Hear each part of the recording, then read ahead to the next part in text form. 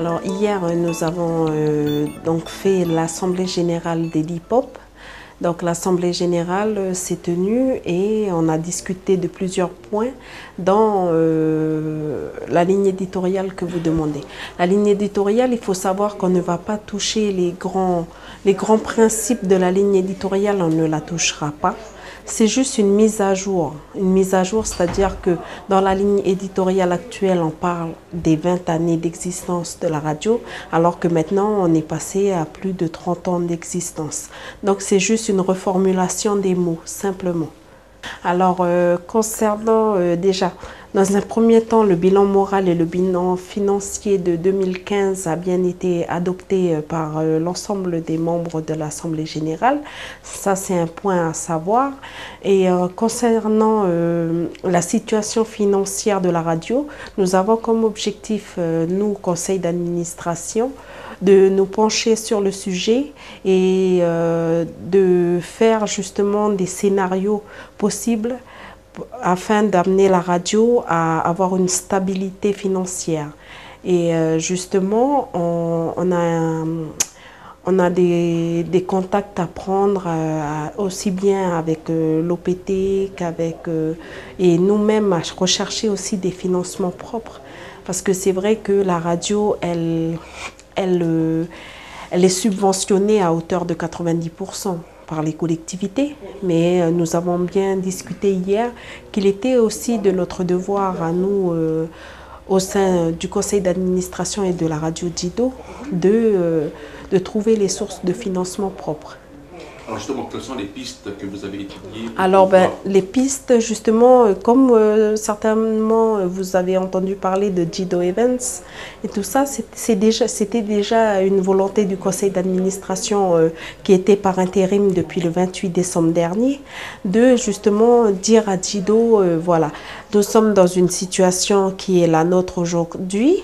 Il y a certes la crise économique qui touche également le pays, mais comment nous allons-nous s'en sortir, comment allons-nous trouver des financements? Et c'est pourquoi on a misé sur ce genre d'événements, c'est-à-dire des journées festives avec des bingos et le soir une soirée dansante, quoi. Hier nous avons également parlé, pourquoi pas, d'un festival de musique. On a aussi abordé l'idée des souscriptions populaires afin justement de récolter par le biais de la population des sources de financement pour notre radio qui est quand même la radio de la Kanaki, quoi. Alors, concernant les finances de la radio, alors il faut savoir que oui, il y a un trou à l'ordre de 63 millions. C'est ce qu'on a évoqué hier. Ça, c'est dû essentiellement aux antennes relais. Pour pouvoir diffuser justement la radio partout sur le territoire, nous devons louer à l'OPT des antennes relais. Et c'est cela qui coûte énormément cher. Et c'est pourquoi aujourd'hui nous sommes arrivés à cette situation-là. On n'a pas aujourd'hui, pour ma part, je pense qu'on ne doit pas critiquer cette situation parce que c'était une volonté aussi de nos prédécesseurs de couvrir l'ensemble du territoire. Chose qui n'est pas faite dans les autres radios. On voit bien Océane et les autres radios qui viennent de se mettre en place sur le territoire, qui ne sont pas couverts sur l'ensemble du territoire. Parce que justement, au niveau de l'OPT, ça coûte extrêmement cher de pouvoir couvrir l'ensemble du pays. Et justement, c'est ça qui a mené depuis des années à cette situation-là. Et c'est du fait aussi que la Point Sud, à un moment donné, n'a pas voulu donner une somme. Oui, il y a eu, comme on l'a évoqué hier, à un moment donné aussi où on a eu une réduction des subventions de la province Sud, ce qui a beaucoup affecté le budget après de Djido. Et depuis ce moment-là, Djido ne s'était pas relevé de cette situation-là.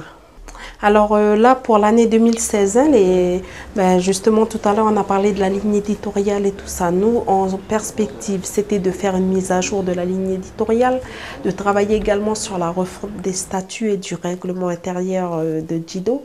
On avait aussi de se pencher sur la situation financière de Djido et ainsi essayer d'amener des perspectives, des plans d'amortissement, quoi, pour pouvoir redresser la situation situation financière de Djido. Bien sûr, il y aura des négociations qui se feront à notre niveau, mais également au niveau politique pour ce sujet-là. Mais aussi, on a pour mission de restructurer Edipop. Donc la restructuration d'Edipop passe bien sûr par une réorganisation. Mais ça, nous allons plus le discuter lors de notre prochain CA qui aura lieu début juin, le samedi 3 juin à l'avenir. Donc c'est là vraiment où, par rapport à les grands objectifs qui sont sortis hier à l'Assemblée générale, nous allons fixer vraiment le cadre de notre travail pour l'année 2016. Oui, le 28 décembre dernier, comme je le disais précédemment, nous avons fait l'élection du nouveau bureau du conseil d'administration d'Edipop. Alors ce jour-là, toutes les personnes étaient présentes. À la présidence, donc on m'a nommé. Moi, je suis Brenda Wanabo. À la vice-présidence, on a mis Yamele Kachocho. Secrétaire, c'est Jean-Paul Éloi. Secrétaire adjoint, c'est Jean-Louis Koroma.